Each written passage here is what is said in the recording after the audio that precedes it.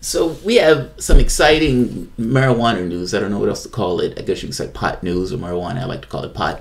But we have some exciting marijuana news coming out of Washington. I tend to cover marijuana news because I tend to participate in the great smoke fest myself. Some people say I smoke my liquor, as was told to me one day. The fact of the matter is, you have several states.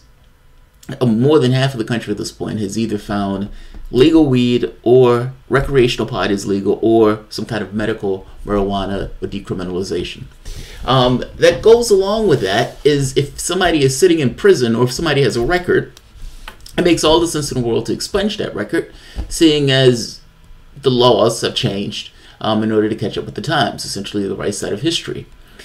In Washington State, Inslee, the governor of Inslee, is apparently, they say, is mulling a presidential run. They felt the need to put that into the article, but is expunging the record, essentially allowing 3,500 people to be pardoned who've had a one-time marijuana possession charge. It makes all the sense in the world to get rid of that, and that's exactly what he is doing in Washington State.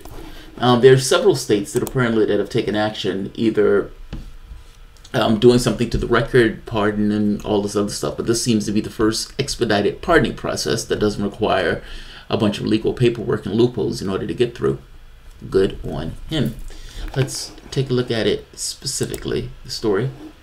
Washington Governor Inslee to pardon marijuana convictions. Good for you. The Democrat who's mulling a 2020 presidential run made the announcement at a cannabis industry summit in SeaTac, south of Seattle. Inslee said he was creating an expedited process that would allow up to 3,500 people to apply for and receive a pardon without having to hire lawyers or go to court. We have people who have this burden on their shoulders from a simple one-time possession marijuana charge going back 20 years ago, and that it's impeding their ability to live their lives, Inslee said in an interview. It can damage their ability to get finance for a home. It can damage their ability to get finance for colleges, even simple things like going on a field trip for your kids. What about simple things like being able to feed yourself by being able to get a job? It impacts all of these things when you have this thing as a foul of the law. We should not be punishing people for something that is no longer illegal. Damn straight. And it shouldn't have been illegal in the first process. Understand, I may not lean heavily on identity politics, but there is an issue of identity associated with this. This kind of gets to this thing that just doing basic policies that are representative of the people themselves, you end up on the good end of identity on some of this stuff. African Americans are 4 times as likely to get popped for a marijuana conviction, and they tend to get longer sentencing, even though the charge is for the most part the same. Expunging the record. We don't necessarily know how many of these people were of mixed race or whatever, or of race other than Caucasian. But you can imagine with percentages and proportions like that doing something like this in the various states would have a dramatically positive impact on communities of color. So if people who are stuck in this identity thing where they want a rah-rah identity, hey, here's a policy for you to get behind that will positively affect members of your... think about it. You're essentially ripping up homes, you're ripping up the people's ability to live and process their life by putting them behind a cage for doing something like smoking pot, while simultaneously the offers that is putting them behind a cage can be binging on alcohol. This is somewhat of a lunacy. The whole reason that the drug war started in the first place was because Nixon was trying to find a way to separate this idea of blacks and hippies coming together, and they found that pot was a way of criminalizing and castigating these various groups in order to marginalize these groups and to be able to go after them even in the evening news. Nixon was afraid that was going to be somewhat of a political force. Not to mention, it was always suspected that African Americans and the civil rights movement was somehow instigated by the Soviets. So even today, that echo, we're stuck dealing with the bell that was rung for those particular political reasons.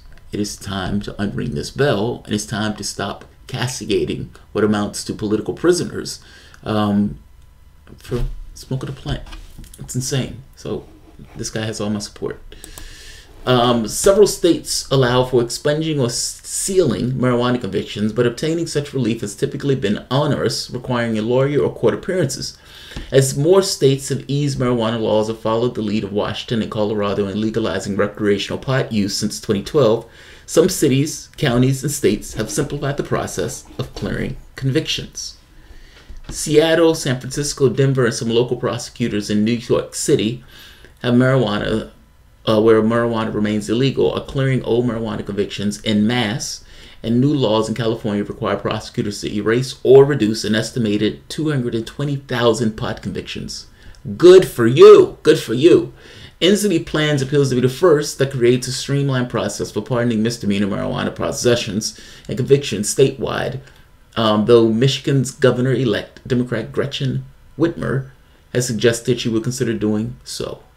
In Washington, people are able to use simple form of a government website to ask for a pardon for a single conviction dating back as far as 1998. Clap of the hands to you, sir. Clap of the hands to you. Advocates of marijuana law reform welcome Inslee's action, but said it could have gone farther. They noted that people will only be eligible to have single convictions erased, so that with more than one, they will still face traditional clemency requirements. Automatically clearing past convictions or making it easier for people to request pardons is a racial justice issue, considering that blacks and other minorities have historically been arrested for marijuana at disproportionate rates, said Christian Clark, president of the Lawyers Committee for Civil Rights and the Law. That's kind of what I was saying earlier. Inslee cited racial justice as one of his motivations for launching the program. Whether it's racial justice, whether it's you shouldn't be locking people up for making a choice of smoking a plant, we're going to put you in a cage because you're breaking the law by smoking this plant. How dare you, sir? Goes back home, guzzles his alcohol, and beats his wife. Yeah, clap of the hands to Jay Inslee on this. Clap of the hands.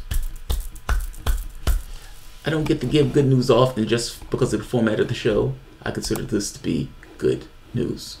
So I'll end this here. What is his name? Rokana. Rokana is coming onto the show at 7:30.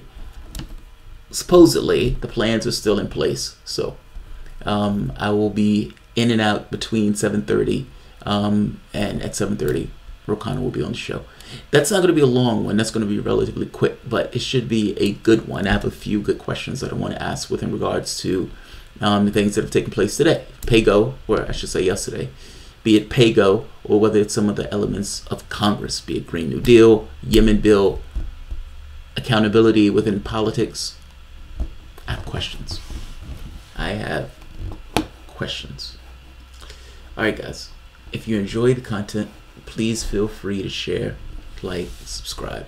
You can always support through PayPal or Patreon or Super Chats at this point. It's turned back on. Thanks all.